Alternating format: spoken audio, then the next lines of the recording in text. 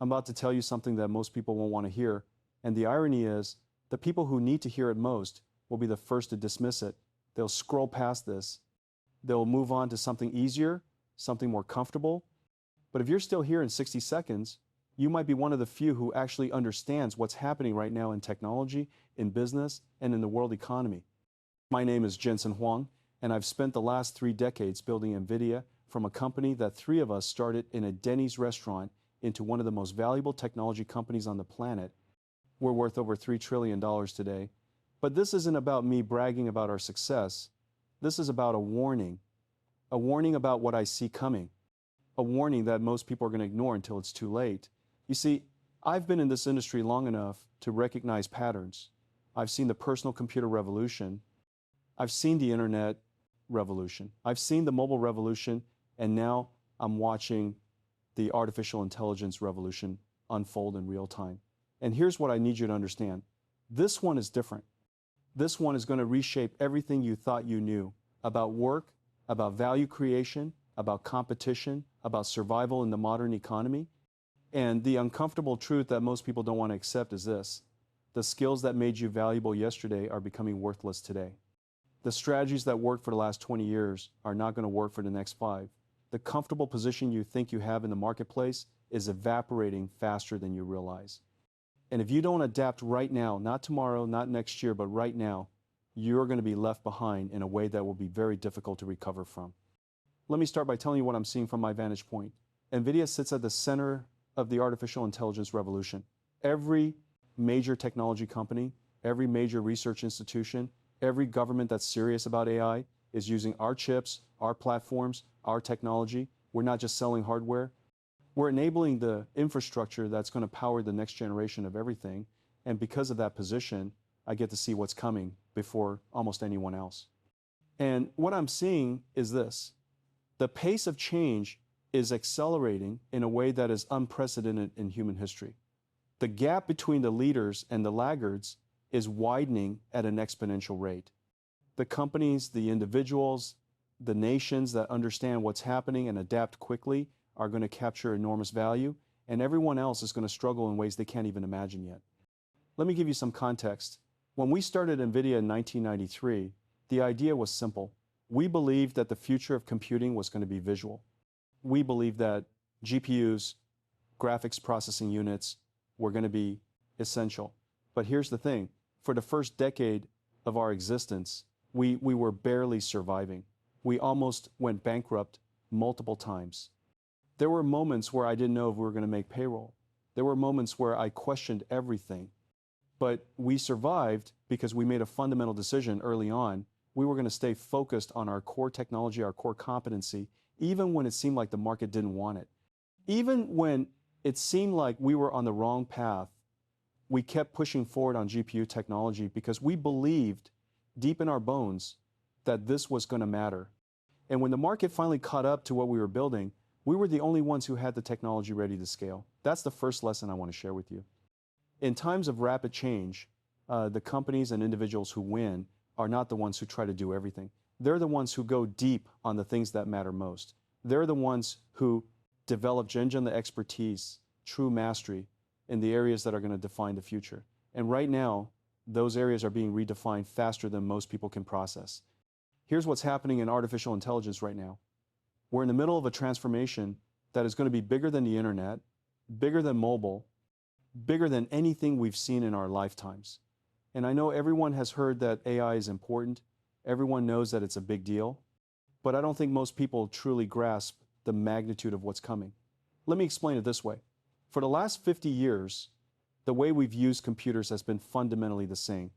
We write software. We give the computer explicit instructions.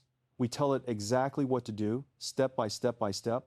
If we want the computer to recognize a cat in a photo, we have to program every single rule. What does a cat look like? What are the characteristics? This is exhausting. This is limiting. This is why most problems in the world have been too complex for computers to solve. But with artificial intelligence, with deep learning, with the neural networks that we're building today, we've fundamentally changed the game.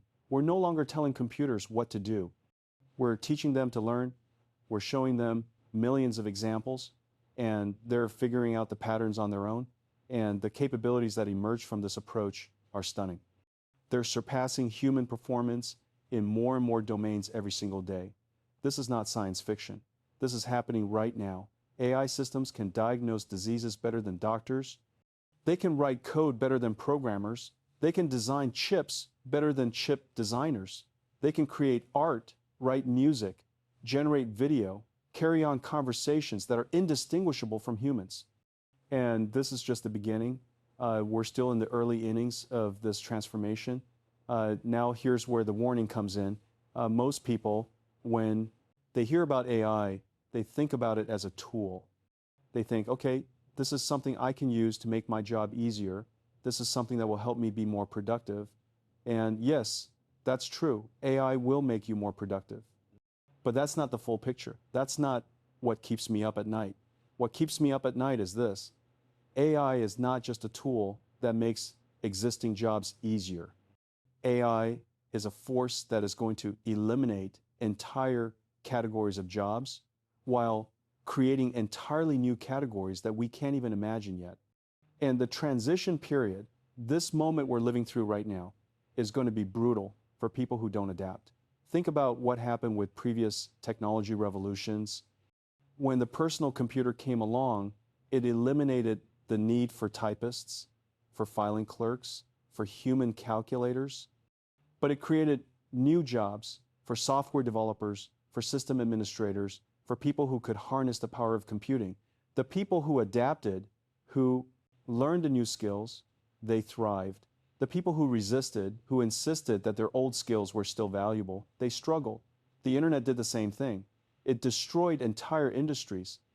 Travel agents, newspaper classifieds, physical retail stores, but it created e-commerce, social media, digital advertising, an entirely new digital economy.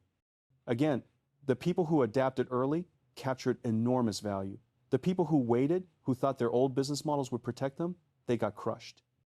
And now AI is going to do this on a scale and at a speed that makes previous revolutions look slow by comparison. Here's why.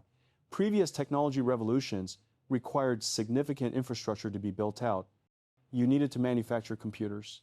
You needed to lay fiber optic cables. You needed to build data centers. This took time.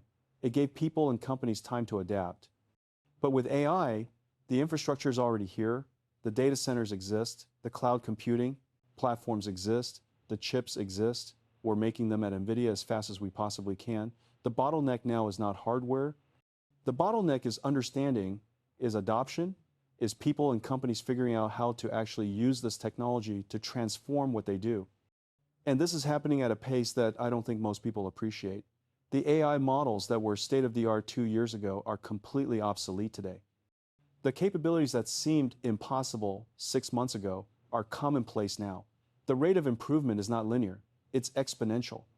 And when you're in an exponential curve, the back half of the curve is shocking to people who haven't been paying attention. Let me give you a concrete example. In 2012, we had a breakthrough in AI with something called AlexNet. It was a deep learning model that could recognize images with unprecedented accuracy. It was impressive for its time, but it was still pretty limited. Fast forward to today, just over a decade later, and we have models like GPT-4, Claude, Gemini, models that can understand and generate human language at a level that is genuinely shocking, models that can write essays, debug code, analyze legal documents, create business strategies. The improvement from 2012 to today is dramatic. But here's what most people don't realize. The improvement from today to 2035 is going to be even more dramatic. We're going to have AI systems that can do things we currently think of as requiring uniquely human intelligence, systems that can manage entire businesses, systems that can conduct scientific research, systems that can create entirely new technologies. And this is not speculation. This is based on the trajectory we're already on, the investments that are being made, the breakthroughs that are happening in research labs around the world every single week. The question is not whether this is coming. The question is whether you're going to be ready for it when it arrives. Now, let me address something that I know some of you are thinking. You're thinking, okay, Jensen, this all sounds scary, but surely my job is safe. Surely what I do is too complex, too creative, too human for AI to replace. And I want to be very direct with you. If you're thinking this, you're probably wrong. Not because you're not good at what you do, not because your skills aren't valuable, but because you're underestimating how quickly AI capabilities are advancing. 5 years ago, if you had told me that AI would be able to generate photorealistic images from text descriptions, I would have said that was probably a decade away. Today, anyone can type a sentence and get back an image that looks like it was created by a professional artist. 3 years ago, if you had told me that AI would be able to write code that actually works, that can solve real programming problems, I would have been skeptical. Today, AI coding assistants are helping developers write code faster and with fewer bugs. The pattern here is clear. Things that seem impossible become possible much faster than we expect. And once they become possible, they become commonplace even faster. This is the nature of exponential growth. It sneaks up on you. You think you have time to adapt. You think you can wait and see. And then suddenly, it's too late. The market has moved. Your skills are obsolete. Your competitors have adapted and you haven't. So what do? How do you prepare for this? Let me share with you what I've learned from building Nvidia, from navigating multiple technology transitions, from watching companies and individuals succeed and fail through these changes. First principle, you have to become comfortable with being uncomfortable. The future is not going to be a slightly modified version of today. It's going to be fundamentally different. And the skills that got you here are not going to get you there. This means you have to be willing to start over in some ways. You have to be willing to feel like a beginner again. You have to be willing to learn new things, to experiment, to fail, to iterate. At Nvidia, we've had to do this multiple times. We started as a gaming graphics company. Then we became essential for scientific computing. Then we became the platform for cryptocurrency mining. Now we're the foundation for AI. Each transition required us to learn new markets, new customers, new technologies. Each transition was uncomfortable. Each transition had moments where we weren't sure if we were making the right bet. But the alternative was worse. The alternative was staying comfortable in what we knew, in what had worked before, and becoming irrelevant. And in technology, once you become irrelevant, it's almost impossible to recover. The market moves on without you. Your customers find new solutions. Your best employees leave for more exciting opportunities. Second principle, you have to develop a learning mindset, not a knowing mindset. Most people go through life accumulating knowledge and expertise. They become experts in their field. They build their identity around what they know. And this works great until the field changes, until the knowledge they accumulated becomes outdated, until their expertise is no longer relevant. The people who thrive in times of rapid change are not the people who know the most.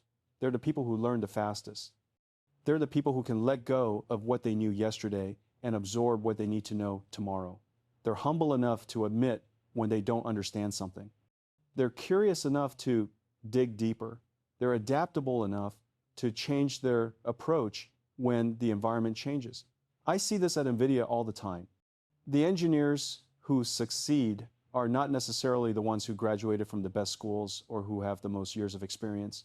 They're the ones who are constantly learning, constantly experimenting, constantly pushing themselves into areas where they're not yet comfortable. They read papers, they try new tools, they collaborate with people from different disciplines. They treat every project as an opportunity to expand their capabilities. Third principle, you have to go deep, not wide. This might seem contradictory to what I just said about learning, but it's not. Yes, you need to keep learning. Yes, you need to stay current with what's happening in the world, but you also need to develop genuine expertise in something that matters. You need to become truly excellent at something valuable. The mistake most people make is trying to be mediocre at everything. They spread themselves too thin. They dabble in a lot of different areas, but never develop mastery in anything. And in a world where AI can handle most general tasks at a competent level, being mediocre at everything makes you replaceable. What makes you irreplaceable is being exceptional at something specific, something that combines your unique perspective, your unique experience, your unique insight in a way that is hard to replicate. At Nvidia, our competitive advantage has always been depth. We go deeper on GPU architecture than anyone else.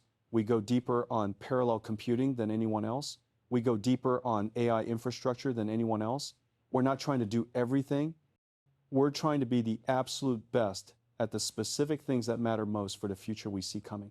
You need to find your version of this. What is the thing that you can be world-class at? What is the intersection of what you're passionate about, what you're naturally good at, and what the world actually needs?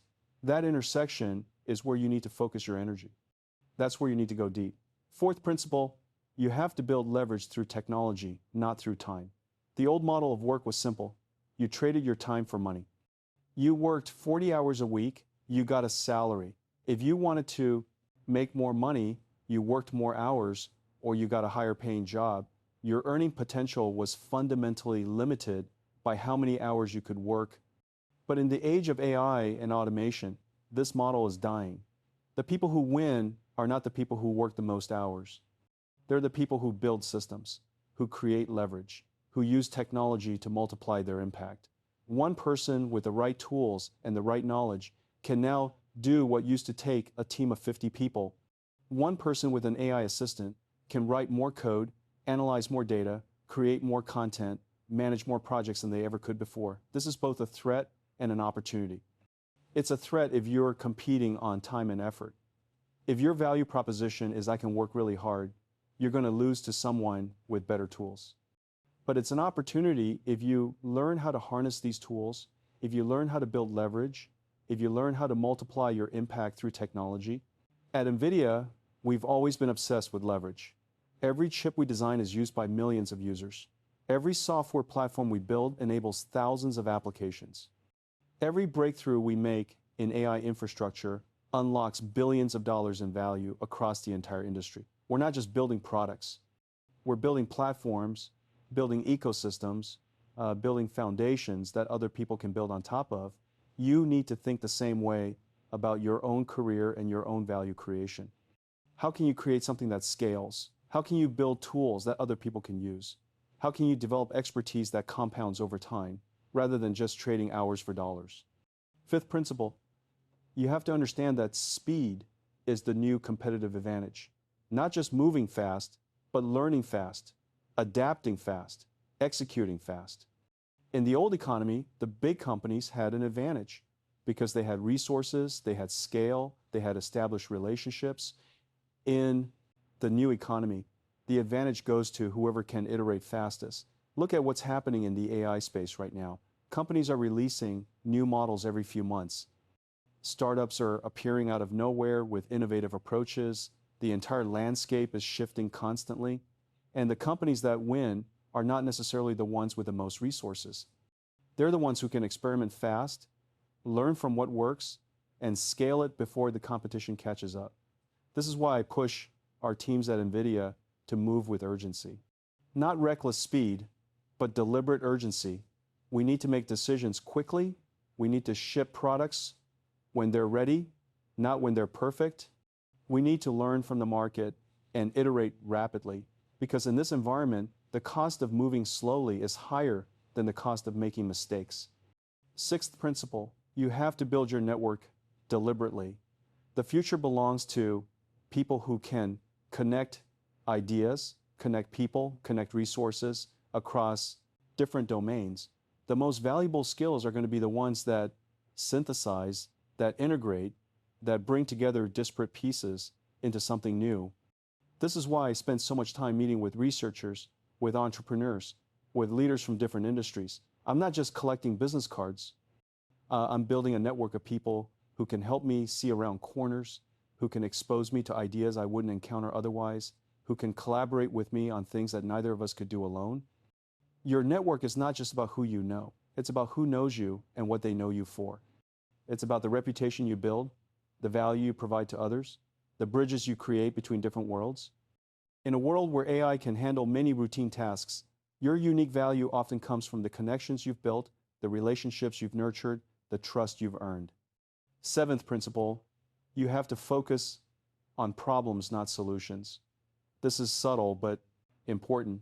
Most people learn a skill or a tool and then look for problems they can solve with it. They become a hammer looking for nails. But in a rapidly changing world, the tools are constantly evolving. If your identity is tied to a specific solution, a specific technology, a specific approach, you become obsolete when that solution becomes obsolete. The better approach is to focus on problems, find important problems, understand them deeply, become an expert in the problem space, not just the solution space, because the problems tend to persist even as the solutions evolve. And if you really understand the problem, you can adapt your approach as new tools become available. At Nvidia, we've always been focused on the problem of parallel computing. How do you do massive amounts of computation simultaneously? This problem existed before GPUs. It exists with GPUs. It will exist after GPUs if some new technology comes along. And because we focused on the problem, we've been able to evolve our solutions as technology has advanced. Eighth principle, you have to be willing to make big bets. Small, safe bets might have worked in a stable environment, but in a period of massive change, small bets get you nowhere. You need to be willing to go all in on the things you believe in. You need to be willing to commit resources, commit time, commit energy to the opportunities that could really matter. This doesn't mean being reckless. It means being bold. It means doing your homework, developing conviction, and then acting on that conviction even when it's scary. Some of the best decisions we made at Nvidia looked crazy at the time. Betting the company on GPU computing when everyone else was focused on CPUs, investing billions in AI infrastructure before there was a clear market, acquiring companies and technologies that seemed tangential to our core business but that we believed would be essential later. These bets could have destroyed us if we were wrong, but they made us if we were right. And the key is that they weren't random bets. They were informed bets based on a deep understanding of technology trends, market dynamics, and where we thought the world was heading. You need to make your own version of these bets. What is the skill you're going to spend the next 1,000 hours developing? What is the project you're going to pour your heart into?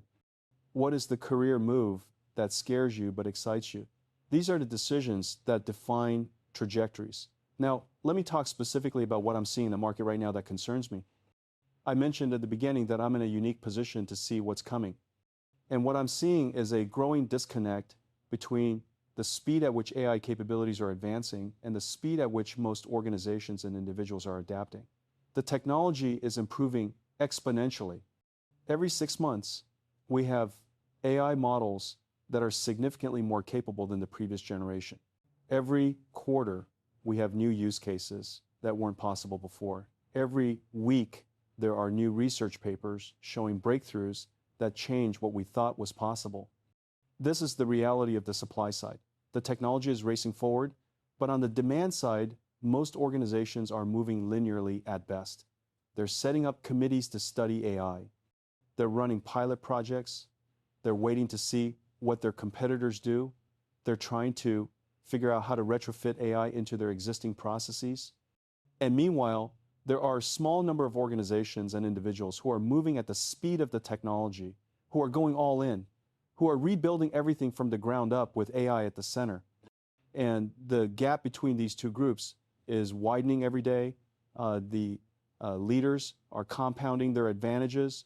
They're learning faster. They're building better products. They're attracting better talent. They're capturing more market share. And the laggards are falling further behind even as they tell themselves they're making progress. This is what worries me, because I know what happens in situations like this. The leaders eventually reach a point where they're so far ahead that the laggards can't catch up, and then entire industries restructure around the new leaders. The old incumbents lose their relevance, the customers switch, the talent leaves, and very quickly, companies that seem unassailable become footnotes in history. We've seen this pattern over and over. We saw it when digital photography destroyed Kodak. We saw it when smartphones destroyed Nokia and BlackBerry. We saw it when streaming destroyed Blockbuster. We saw it when e-commerce disrupted retail. The incumbents always think they have time. They always think their existing advantages will protect them, and they're always wrong. The AI revolution is going to create more of these casualties than any previous technology transition, because the scope of AI is broader. It affects every industry, every function, every type of work. And because the pace of change is faster, the window to adapt is shorter than it's ever been. So here's what I need you to understand.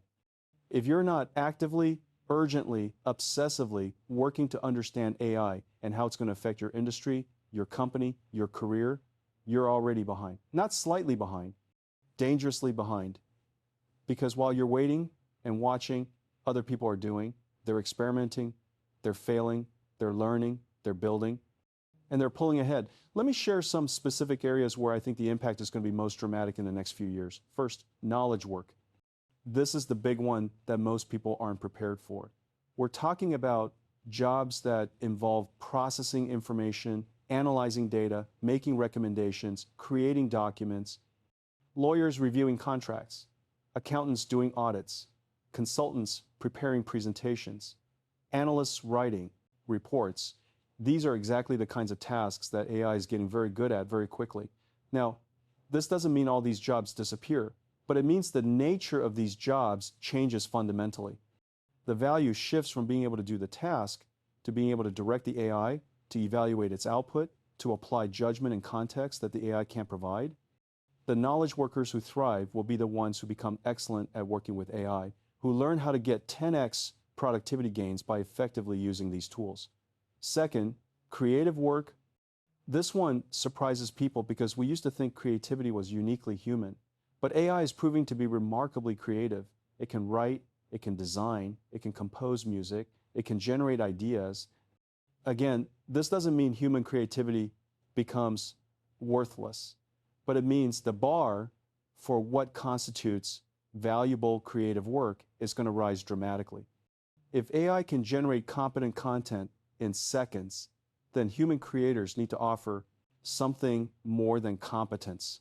They need to offer genuine insight, unique perspective, emotional resonance that comes from real human experience. Third, software development. This is an area that's changing right now in real time. AI coding assistants are already making developers significantly more productive. They can autocomplete code, suggest solutions, debug problems, even generate entire functions from natural language descriptions. Within a few years, I expect that the amount of code a single developer can write and maintain will increase by an order of magnitude. This means we'll need far fewer developers to build the same amount of software, but it also means the developers who remain will be incredibly valuable because they'll be building much more ambitious systems. Fourth, customer service and sales. AI is getting very good at understanding customer needs, answering questions, solving problems, even persuading and negotiating. We're already seeing AI chatbots that can handle the majority of customer service inquiries. We're seeing AI sales assistants that can qualify leads and schedule meetings. The human role is shifting from doing these tasks to handling the exceptions, the complex cases, the situations that require true empathy and understanding. Fifth, physical work that requires perception and manipulation. This is the one area where AI has been slower to advance because it requires not just intelligence, but also robotics. But even here, the progress is accelerating. We're seeing robots that can pick and pack items in warehouses, that can assemble products in factories, that can drive vehicles, that can perform surgery. The combination of AI for perception and decision-making with advanced robotics for physical action is going to transform manufacturing, logistics, agriculture, construction, and many other industries.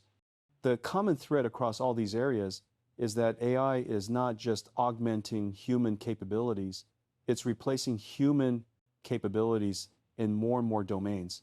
And the humans who succeed are going to be the ones who learn to work at a higher level of abstraction, who learn to orchestrate AI systems rather than compete with them, who learn to add value in ways that are uniquely human and hard to automate. Now, I want to address something important. Some people hear warnings like this and they get scared, they get paralyzed. They think, if AI is going to be so powerful, what's the point of me trying to compete? I should just give up. This is exactly the wrong response. The point is not to give up. The point is to adapt. The point is to position yourself on the right side of this transformation. Think about it this way. Every technological revolution creates winners and losers. But it's not random who ends up in which category. The winners are the people who see the change coming and adapt early. The losers are the people who deny it's happening or who wait too long to respond. You get to choose which group you're in. but you have to choose now, not next year, not when it becomes obvious to everyone. Now, here are some concrete steps you can take starting today. First, start using AI tools in your daily work, not just as an experiment, but as a core part of how you operate. Use AI writing assistants. Use AI coding tools if you're a developer. Use AI image generators if you work in design. Use AI data analysis tools if you work with data. The goal is not just to get things done faster. The goal is to learn how these tools work, where they excel, where they fall short, how to get the best results from them. Second, study the companies and individuals who are at the leading edge of AI adoption. What are they doing differently? How are they organizing their work? What tools are they using? What workflows have they developed? You can learn enormous amounts by observing and copying the best practices of people who are ahead of you on the curve. Third, invest in your own education around AI. You don't need to become a machine learning researcher, but you do need to understand the basics of how these systems work, what they can and can't do, where the field is heading. Read articles, watch videos, take courses, build your intuition about this technology so you can make better decisions about how to use it. Fourth, experiment aggressively. Try new things. Build projects, test ideas. Most of your experiments will fail. That's fine. The goal is to learn quickly. Every experiment teaches you something about what works and what doesn't. Every failure makes your next attempt more likely to succeed.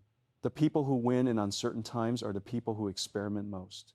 Fifth, connect with other people who are serious about adapting.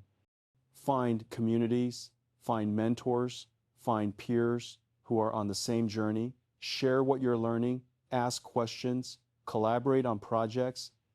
The collective learning of a group is much faster than individual learning, and the relationships you build with other adaptable, forward-thinking people will be valuable for the rest of your career. Sixth, look for opportunities to apply AI in ways that others haven't thought of yet. The obvious applications are being worked on by everyone. The valuable opportunities are the ones that require insight, creativity, domain expertise applied to AI capabilities. If you understand a problem deeply and you understand AI capabilities deeply, you can create solutions that others miss. Now, let me talk about what I see as the biggest opportunity in all of this. Yes, AI is going to disrupt existing jobs and business models, but it's also going to create enormous new opportunities. It's going to enable new products that weren't possible before. It's going to make new services economically viable. It's going to open up new markets. And the people who are positioned to capture these opportunities are going to build tremendous value. At Nvidia, we're seeing this play out in real time. Companies are building entire new businesses on top of AI, businesses that literally couldn't exist without the AI capabilities we've developed in the last few years.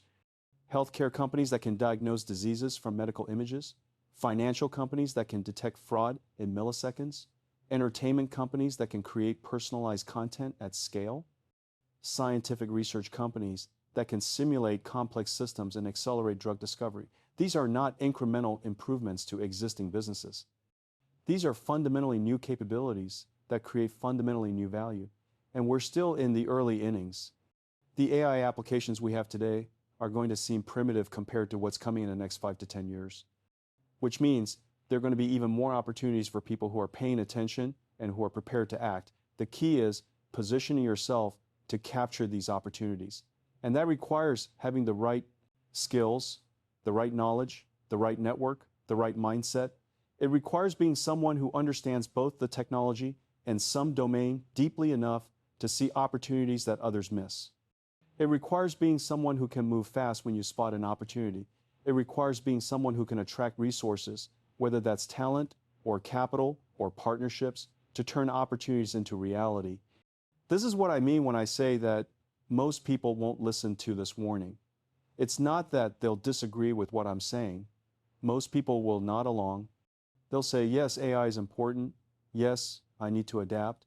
But then they won't do anything differently. They'll go back to their existing routines. They'll tell themselves they'll get to it later. They'll wait for clearer signals. And by the time they finally decide to act, the opportunity will have passed. The people who actually listen, who actually internalize this warning, are the ones who will make changes today, who will clear time in their schedule to learn, who will take risks to try new approaches, who will make sacrifices in the short term for advantages in the long term. These are the people who will thrive. Let me close with this thought. We're living through a moment that will be studied by historians for generations. The transition from the pre-AI world to the AI world is going to be as significant as the transition from the agricultural age to the industrial age, or from the industrial age to the information age. These transitions are painful and disruptive, but they also create incredible opportunities for those who are on the right side of them. I've been fortunate to build Nvidia during a time when our technology became essential to the future, but that wasn't luck. That was the result of decades of bets we made, of investments we put in place, of staying focused on our vision even when it wasn't obvious to others. And now we get to be part of enabling this AI revolution that's going to transform everything. You have the same opportunity, not to build a company worth trillions of dollars necessarily, but to position yourself, your skills, your career in a way that aligns with the future that's coming, to be someone who benefits from this transformation rather than being crushed by it, to be someone who builds value in the new world rather than clinging to what worked in the old world. The choice is yours, but you have to make it now. The people who wait, who hope things will work out, who think they can maintain the status quo a little longer, those people are going to struggle. The people who act, who adapt, who embrace the discomfort of change, those people are going to thrive. I hope you choose to be in the second group. And I hope when you look back on this moment 10 years from now, you'll be grateful that you took this warning seriously and acted on it while you still had time.